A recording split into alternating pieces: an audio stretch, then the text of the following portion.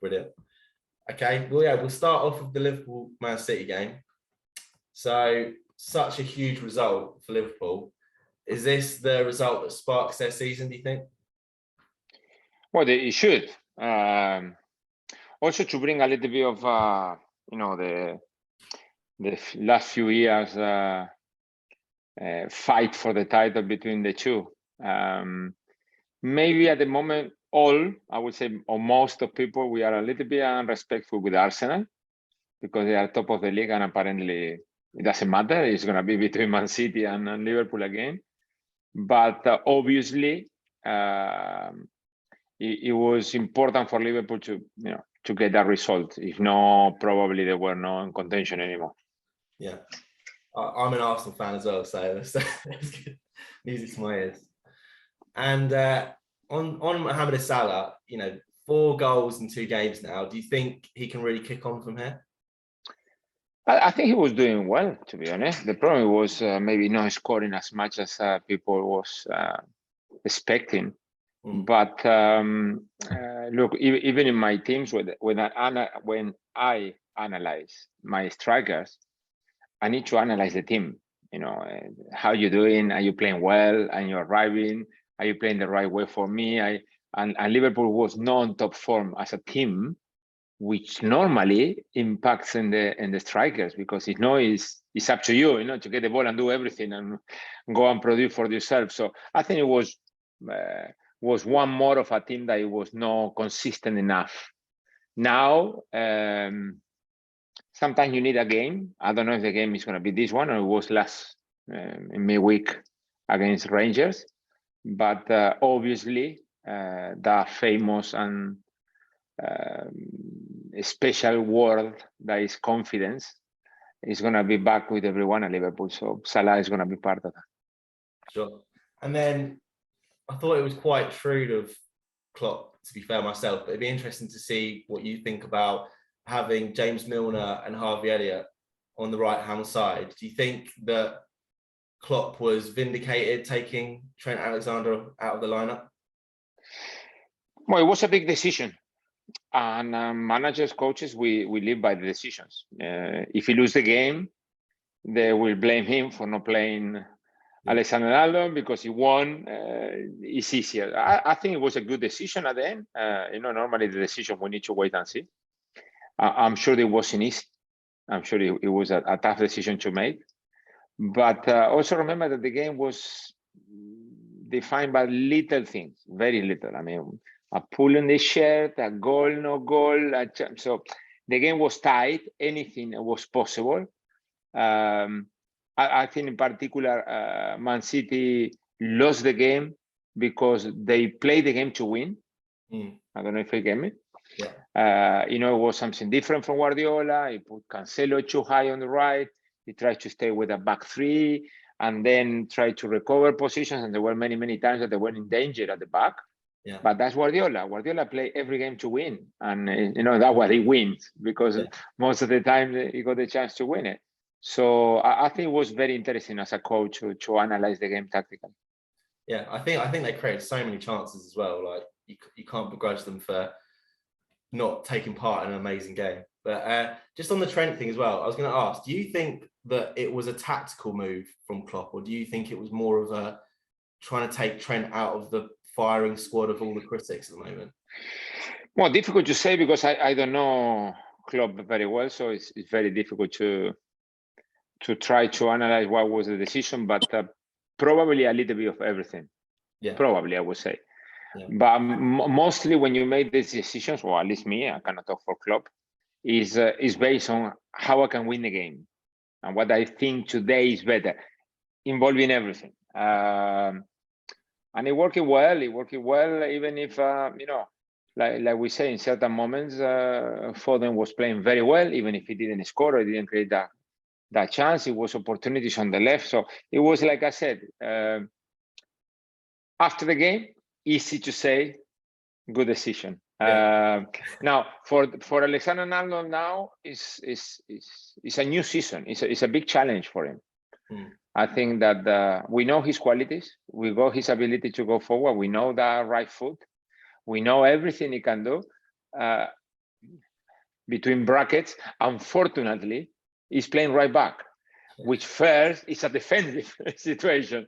So I think it's going to be look always now how he's defending.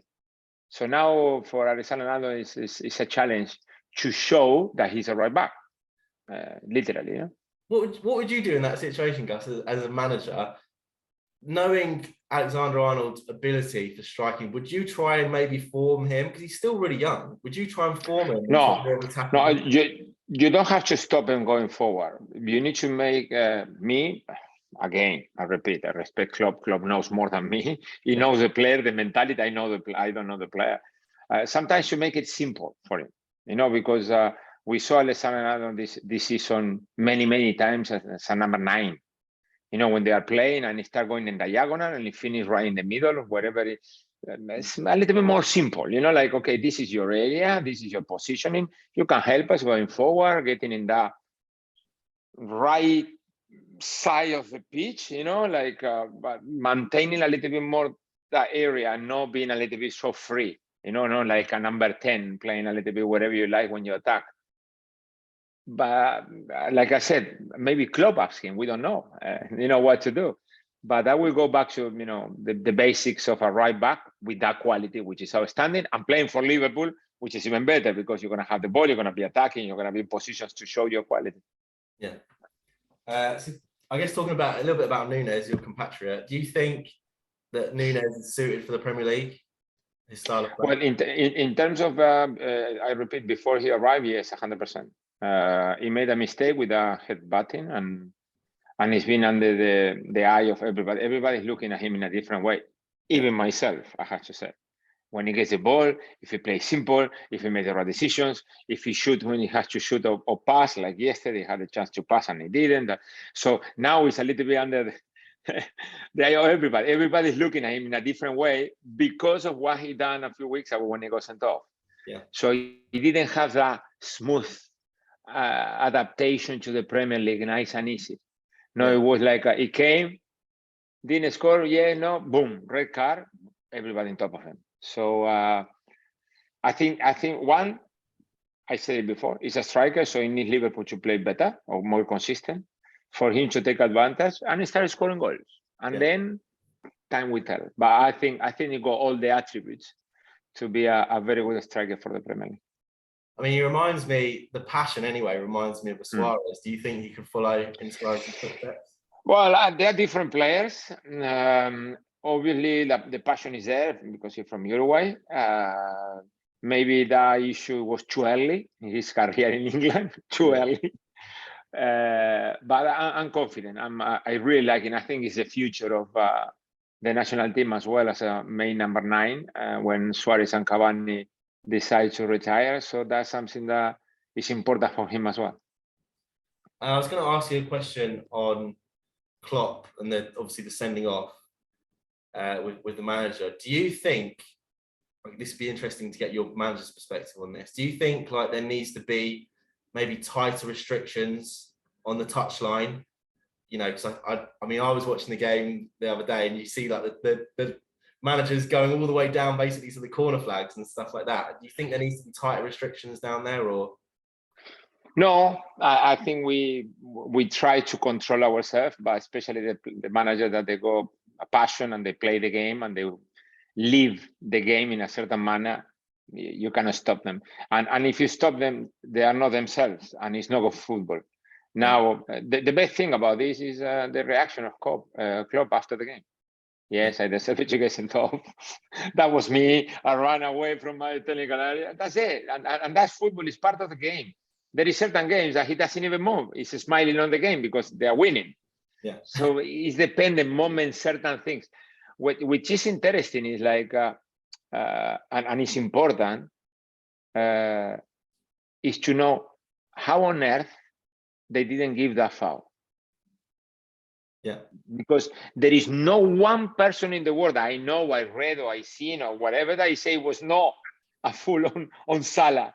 So how is possible that the referee didn't see it, and how is possible that the linesman, it was 2 yards away, didn't see it? That's why the reaction of Klopp, because it's something that is so out of this world that how? Because at 50-50, sometimes, okay, you're upset and maybe you react, but 100% there, how they didn't give that fall. So it was like that kind of, no, that's enough. Now, I read some as well today that the referee had a different approach to this game. He wanted the game to flow and blah, blah, blah. I don't like when the referees, they plan in advance games. I don't. Is it difficult when you're a manager? Is it difficult to keep your calm in those situations when you blatantly when it's so evident? Yes. Yeah. When it's so evident. I mean, I once I reacted, and I remember I turned and it was a bottle of water, and I just kick it, but kick it the side, kick it 3 meters, and I got sent off for kicking a bottle. Yeah. And you go, what? I'm not. I even said to the referee, if I don't remember wrong, I'm not that bad. I'm not gonna kick it, to the stand or in the middle of the park. I kick it sideways. Come on, I play football. Yeah. It's part of the game. I think we need to maintain. Now, obviously, there is certain rules, and we managers, coaches, we need to respect the rules. That's why they are there. Yeah. The technical area, and we want that to be the same for everybody. That's the most important. It doesn't matter who you are. It doesn't matter which team do you coach. If I cannot leave the technical area because I'm the coach of the bottom team, the coach of the first team, the top team, cannot leave the technical area and not make those little difference because, yeah, he's like that. No, doesn't matter how he is. We are all the same. Some people react more than others. And if you restrict me from leaving the technical area, you will expect, like Klopp said, okay, yes, I left the technical area, I'm gonna get sent off. See you later, nothing else. Exactly. And it's an interesting debate at the moment going on, I think, with after the game, Pep basically said there were, some things thrown at him in the crowd and whatnot. Do you think there's any connection between the animation, in the technical area and then the animation in the crowd? Do you think there's any link there? Could be, yes. Well, yeah, there is big examples. I mean, if it was the last 20 minutes of Atletico Madrid when they need a goal, and you see Cholo Simeone and you see the stand, they are connected. Yeah. So, but that's the characteristics of Simeone. Maybe the characteristic, for sure, is the characteristic of Klopp. Klopp was trying to bring the people up. Then, if somebody reacts because Klopp is trying to make the stadium to be stronger and support the team, and somebody throw a coin, Klopp is not responsible. Yeah. I mean, you cannot blame Klopp for trying to make the stadium to be, like supporting the team because somebody. So the connection is, because it's a passion around, but no responsibilities. We need to separate that. We cannot say now that, somebody on the pitch is responsible for somebody throwing a coin. I mean, to throw a coin, you need to know that, you can hurt someone depending on how far, where you hit him. So it's dangerous. So we're talking about something that it should be stopped. And I'm sure the Liverpool will do that because on top of that, they are pretty good seats, those ones behind the bench. It's not like they are in the old times behind the goal, jumping against the fence. No, these are very good seats. So people need to relax as well and understand that there is a line of passion. Like when we play football, you have to be strong. You need to tackle. You need to go 100%. But if you go over the top and you kill someone, you're gonna get sent off. Well, this is the same for the fans. Exactly the same. Let's move on to something a lot nicer. Arsenal Leeds. I can see that face. Yeah. So Arsenal, and I'm not being biased here. Arsenal dug out an impressive win. 4 points clear at the top. I mean, it's quite a simple question. I want to know: do you think they can win the title? If they keep everybody fit, I think they're gonna fight for it. And I'm saying everybody fit because I cannot see Arsenal competing the same way without the main players. And yesterday was an example. Yeah. Yesterday, if Arsenal doesn't win the game, it's no surprise because they were not at their best, because everything went for Arsenal, every single detail, the penalty, everything. So because I think they were not at their best. So I think yesterday was a little kind of a plus. People think that maybe it was negative. No, but it's a plus. The teams that they win the league, they have to win games like Arsenal yesterday. Yeah. Somehow, 1-0, and suffering some, certain moments and having to stop everything. So it's another way, because I think until yesterday, at least me and the people that I talk about football, we all thought, Arsenal need to play good football to win games. If they don't play well, they're going to lose the game. Well, no. And it's interesting. I think there is a group in there. I don't want to be a respectful with the rest of the players, but I would say that 14, 15 players of Arsenal now, they are solid. And you know that between those 14, you got a decent team. Then it's a matter of time, consistency. That's the most part. And I think maybe, I'm just saying, maybe, it's the worst season for a team like Arsenal because of the World Cup in the middle. I was gonna follow up with that. I was gonna say, do you think the World Cup is most going to affect Arsenal? No doubt. Well, normally yes, because you want the consistency to continue, and if you stop it, you don't know what's going to happen after. I literally, I have nightmares. Literally, we come top, in the first half of the season, and the second half of the season it comes crashing down. Because it's going to be like two different seasons. It's completely, two pre-seasons, to come back from holidays, to everything different. Everything. To get in the right mindset from going to a major tournament to coming back and playing domestically, it must be completely an interesting thing anyway. But I guess talk about Leeds as well. So 15th in the table now. But it was actually, really good performance by them against the league leaders. Do you think Leeds will be in relegation trouble this year? Well, if we base ourselves in the performances, no. But it depends how long they go without winning, and that's the key. Big teams they are at the bottom. That they I don't think they should be there. Leicester is another example. But they are there because they cannot win a football game. And they cannot blame anyone, because they play well, or they perform, or they create chances, but somehow the opposite to Arsenal game, somehow they cannot win a game. And when you get in that bad habit of even playing well and losing, the sooner they win a game, the better. Again, they need to win a game. It doesn't matter how. They just need to win it to bring that relief a little bit, because it's too many weeks, and that could affect the mental side of the player. Yeah, I totally agree with that. I think we look at Man United, Spurs, looking ahead to Wednesday. So, your old team Spurs, where do you think they're going to finish this season? I think they're going to finish in the top 4 for sure. I think they are a strong team. It's a difficult team to play against. If they come in that kind of team that you know what to expect, 100%. There is no surprises. It's not like you're going to play against Tottenham now and you say, oh, they changed this or that. No, you know what Tottenham is going to do, but they are so good at what they do now that it's very difficult to play against them. I think it's going to be a very interesting game. I think for Tottenham is another game. For Man United, it's a massive game. You don't know which match in the United is going to turn on, which one we're going to see. Tottenham, we know. Obviously, they need to be careful with the injuries, like any team. Yeah. There is a system there to respect. I think that the players, the new players, they're helping the team very well. But having certain positions, someone missing, if somebody doesn't, show that he can be part of this team, we see. It's going to be interesting to see now in the midweek who is going to play up front, how they're going to play up front. And what do you think of Conte? Do you think he's the man that will bring Spurs their long-awaited silverware? Well, he's showing that he can. The one thing I knew before, and I said it before, it did happen, is with Conte it's not going to be 50-50s. Some people will leave in January when he got the job and they left.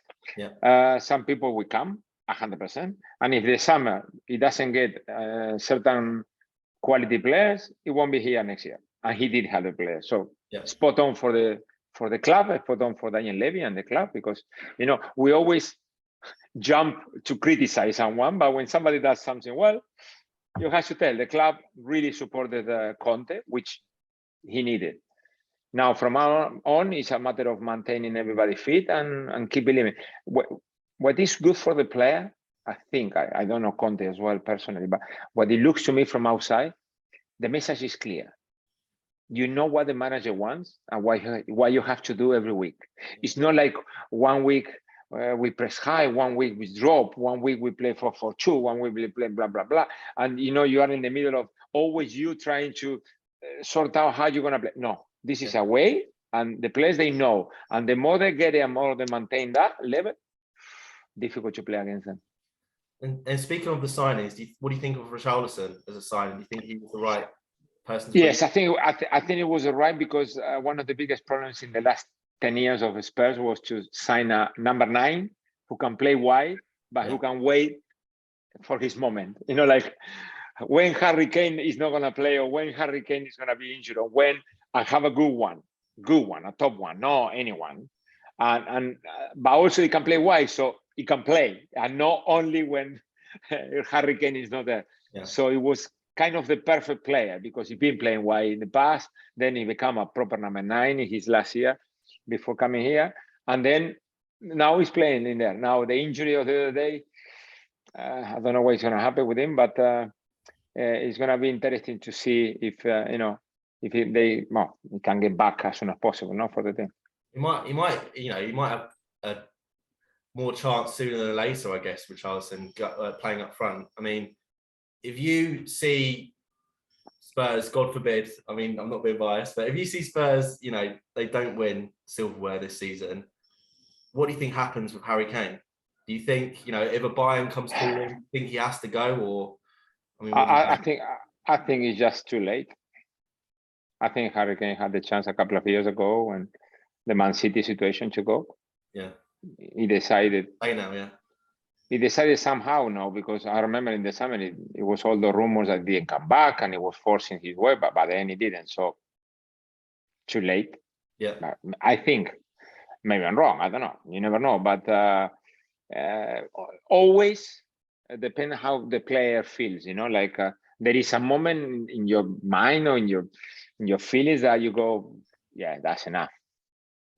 To change the team for a new challenge, for titles, another country, your family, retire. When I retired, it was a feeling, no, that's it, it's enough. So it's a matter of how he feels. But now, I think it's more difficult. I don't know. Would he be Maybe I'm wrong? He'd probably be like one of the greatest English players ever to not win silverware, though. I think that's the thing going in his back of his mind, must be. Yes, I got no doubt, because the only thing I can tell him, he probably knows, but knows. I suppose he knows there is nothing better than winning titles with the team. It brings people together. You remember those days forever. It's always a kind of message, a celebration, a picture, a goal. More him that he scored goal, a goal, scoring a final, whatever it is. It's really what we live after football. After football, it's only memories. Yeah. And to have those memories celebrating, it's spectacular. It's probably the best part, but we'll see. And then just one question on United. So Ronaldo yesterday came off, subbed. He didn't look like he was that happy. If you're in Ten Hag's situation, what do you do when it comes to January? Do you try and hold on to him and keep him happy, or do you go, if you want to go, you can go? I think it's a very difficult one, because we don't know exactly everything that went on during the summer. I don't. Yeah, you can read, you can listen, you can think, but in reality, we don't know. We don't know if it was Ronaldo leaving, if it was the club not happy, if it was because there is so many things around Cristiano. Now that he's not happy coming off, normal. He didn't score. There was no winning. He wants to stay. That is no problem. It's a matter of how much it affects the team and how much it affects the coaching staff. Because obviously certain coaches, they don't like that, they don't accept that, which I think is natural. I wouldn't like to change a striker in the 60 or 70 minutes and him coming off so happy. I didn't score, we are not winning. Yeah, thank you, Gaffa. Thank you for changing me. I mean, I think if that happened, I don't want him. Yeah. So, but apart from that, it's a tough season for Cristiano. It's a tough season. I think it's a difficult one, and it's not enjoyable. And he wants to enjoy his score and be the main guy. So we see. I don't know.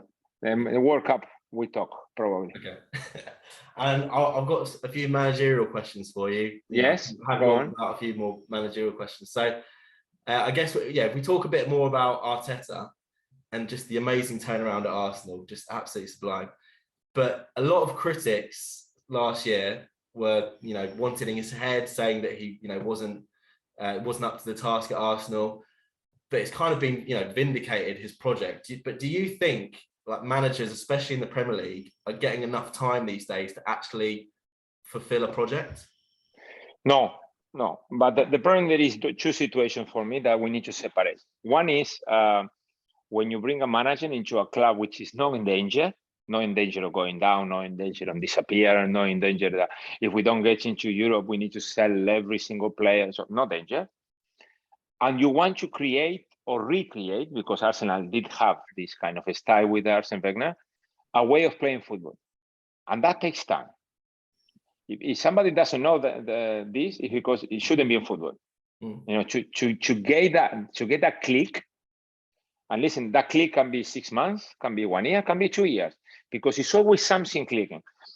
Jesus, I say Jesus, coming this year, made the team better. And it's one player. But number 9 was a position, no? Yeah. So maybe the style, it was already at the end of the last season. I remember they were playing very well last season, but it was something still missing. And if the club with the coach, they get in that connection of saying, okay, we're missing this.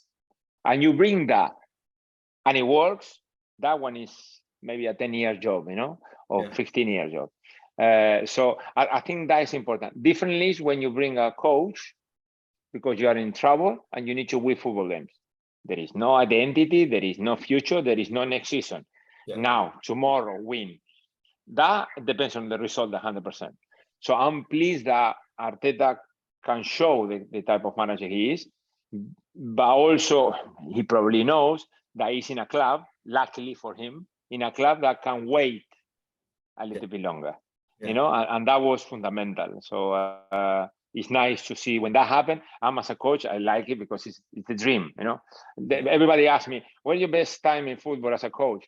Okay, I've been in good places. I made plenty of points in Greece, in Bordeaux. I mean, it was spectacular. But my best time is, with any doubt, at Brighton, because I was there 4 years. And we were playing the football that I wanted, because I was supported by Tony Bloom, and we were together in a path. Yeah. And that's the dream. Then the problem is that you go in one place and you're 9 months, 2 years and 5 months, 1 year, 7 months. That's difficult. That's very difficult. You had like the best of, well, not the best of both worlds, but you had that stuff you were talking about where, you're at a club that are fighting relegation, which Brighton, I guess, were around the time, but you still had, the backing to be there for 4 years and actually put your project into play. It's quite. Because I think when this is difficult for people to understand. I would try to put it to you in the best way so you can put it in the right way. There is times that a team is not doing bad; it's doing okay. But people from football should know that there is no future. Yeah. Because the team is not improving. There is no improvement, and sometimes a team is not doing that well. It's doing worse than the one I told you before. But you can see that there is something, there is a base. And that if you start adding is slow, not adding 10 players or 20 players, no, adding certain positions, it has to get better. And that when people knows about football. Yeah.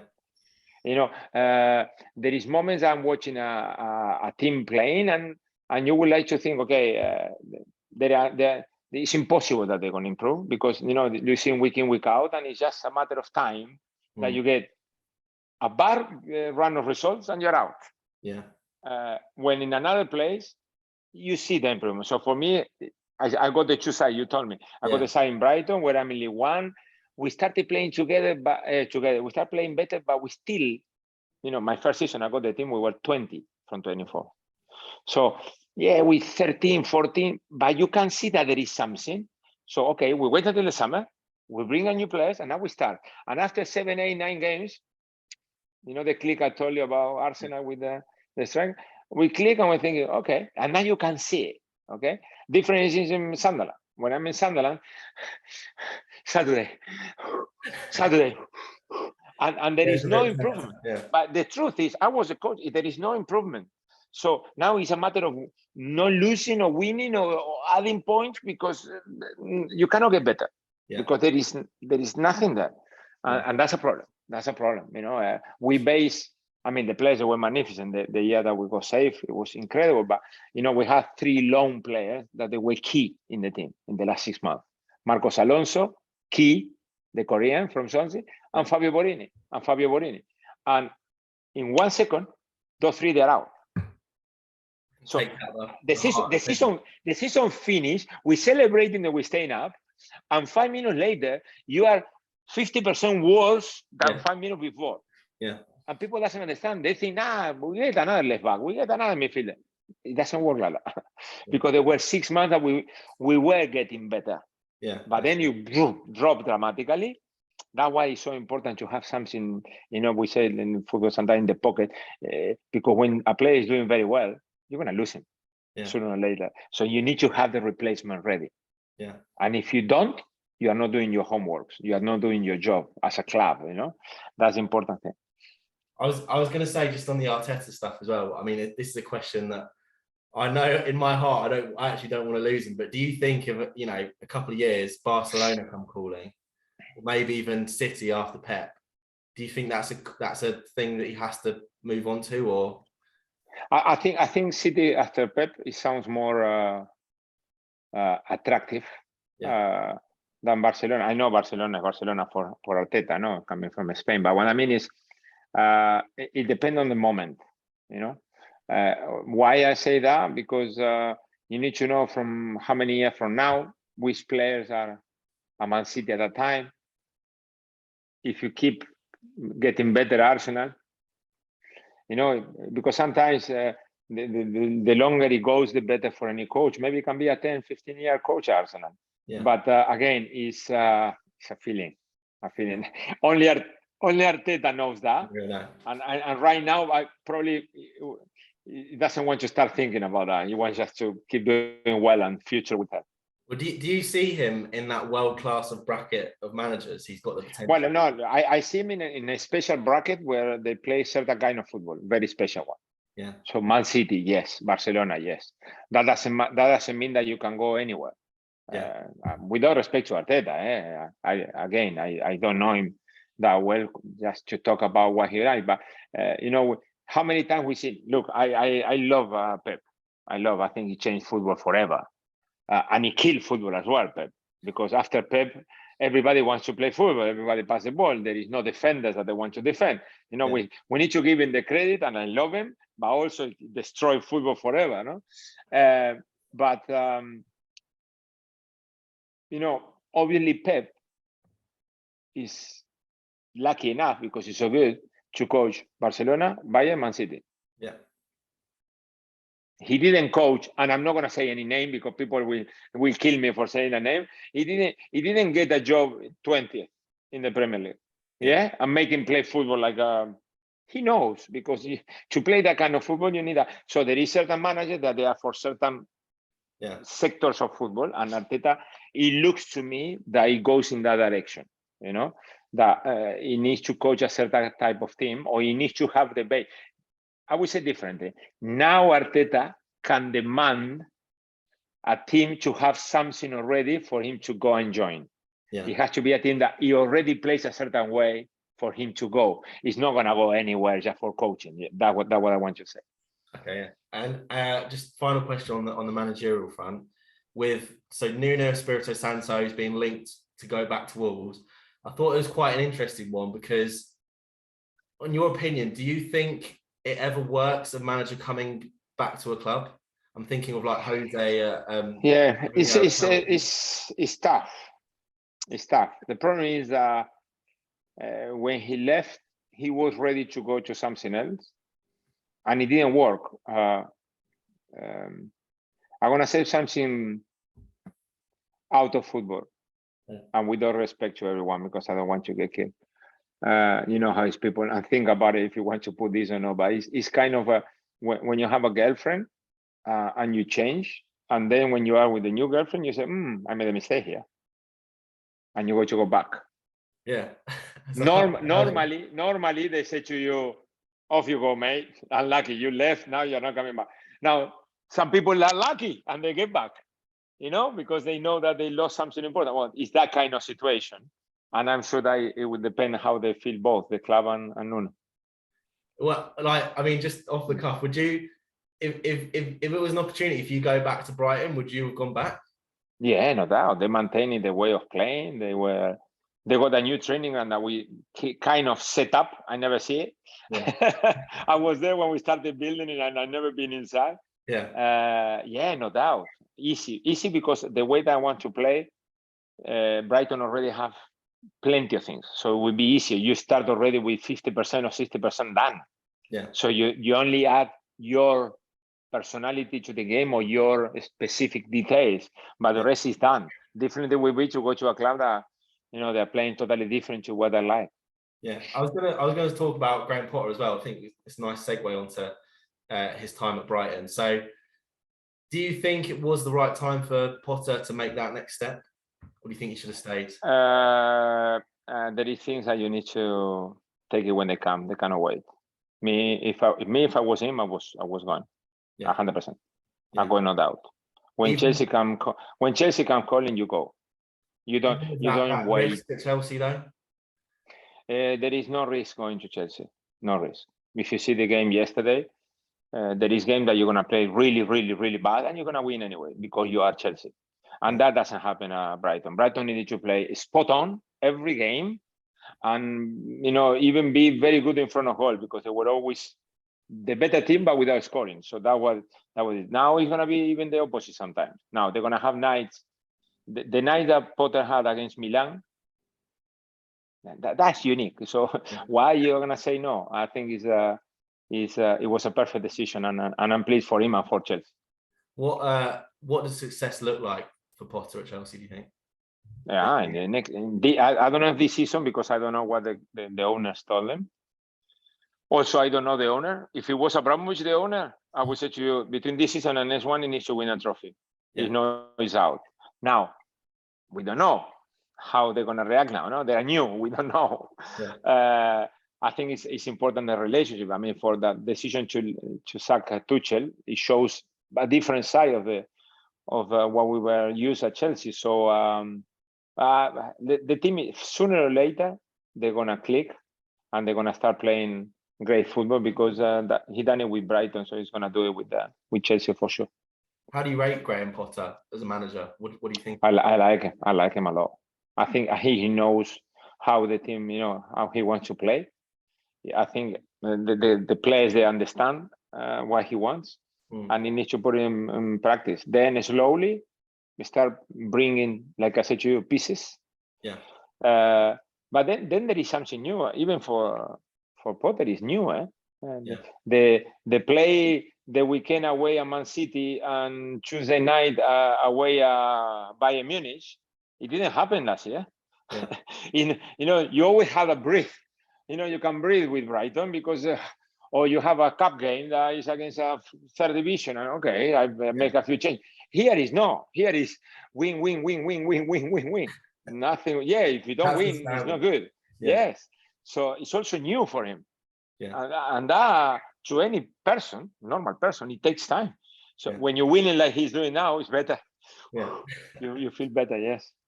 And just a few more questions before we go, guys. Thanks very much for your time. No worries. Really, really appreciate it. So just on Brighton, 7th in the table now. Started really well, to be fair. Had a really, really good start to the season. Like, how do you think their season will go without Potter and even Cucurella? Well, I think normally you will expect them to be around, middle table, safety, easy. Obviously, when it's a change of manager, because of the reason of Potter going to Chelsea, normally when it's a change of manager in the middle of the season, it's because you're doing bad and you're trying to get a reaction from the players. Yeah. And I don't know the coach, so I don't know the style of the coach. I don't know. I watched the game the other day, but nothing else, so I cannot really make an opinion on the new coach. The first game was impressive. 3-3 at Liverpool. Wow. And then, 2 losses in there, Yeah, 2 losses, no, in a row. I think they lost this weekend, and I think maybe before as well. Which the effect it looks now after 3 games only, the Potter leaving wasn't great, no. So they need to put it right as soon as possible. Yeah, they need to put it right as soon as possible to calm down, because the longer they go without victory, the more doubts there will be, about the changing. And obviously that depends on many things, the players' mentality, the change of training sessions, the change of fitness, habits, so many things, because we don't know. Now I'm in Greece, and you find out that certain players in Greece, or most of the players in Greece, they would like to train in the afternoon most of the time. I train all my life in the morning. Yeah. All my life. I never train in the afternoon practically, only when double session, no pre-season, nothing like that. So maybe you come in here and you start training at 9 o'clock in the morning, and after 2 weeks you lose 2 games, and they're all fuming because you want the players, they want something different. So things change when the money. If I was in Greece, Gus, I would not want to be training in the afternoon in that heat. Well, no, but late afternoon. I mean, the national team is special because we get together on a Monday. So normally we train at 6 o'clock, 6:30 p.m. Then on Tuesday morning, because everybody was traveling all over the world, you let them rest, and you train again in the afternoon. And then the next day, practically you travel, or so it's one day really the problem. And we decided to keep going afternoon. Okay. Now, I'll make examples. I mean, now in England, everybody wants to train in the morning. I want you to train in the morning. First, you come in from resting. So it's the best moment to train because you rested very well, 8 hours. You wake up, you have a good breakfast, and then 2 hours later, you train. You are top energy, top.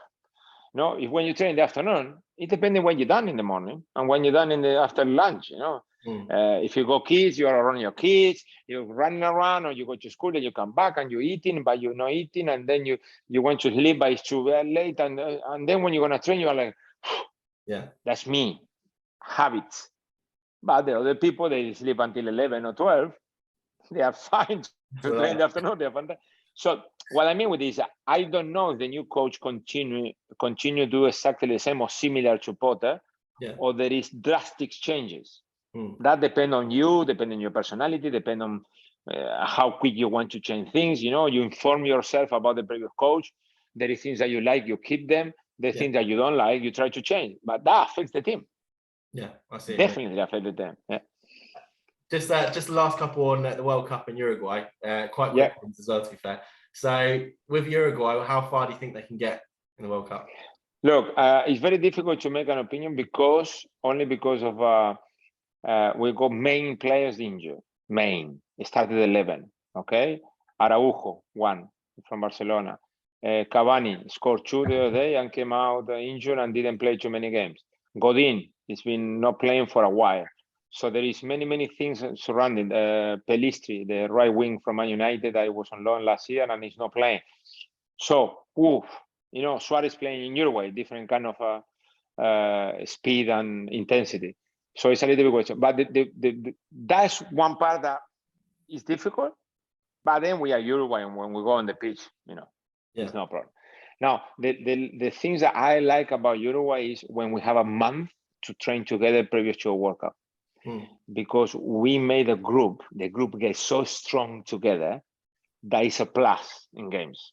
I know that because I know how we live together. We stay together, we plan together, we are connected together. Now this World Cup is different. They're going to finish playing the weekend of the 12 and 13, and a week later is a World Cup. It's like a qualification game. Yeah, nothing. No, that's tough. So I don't know how they're going to react. The best thing for Uruguay would be to play and get through somehow. So they use the 3 games as a kind of preparation for after, when it's like a final. No, you need to win every game. So let's hope that we start well. First game is very important. And then for you, finally, Nunes or Suarez starting up front, or would you play 2? I knowing a little bit more the manager now.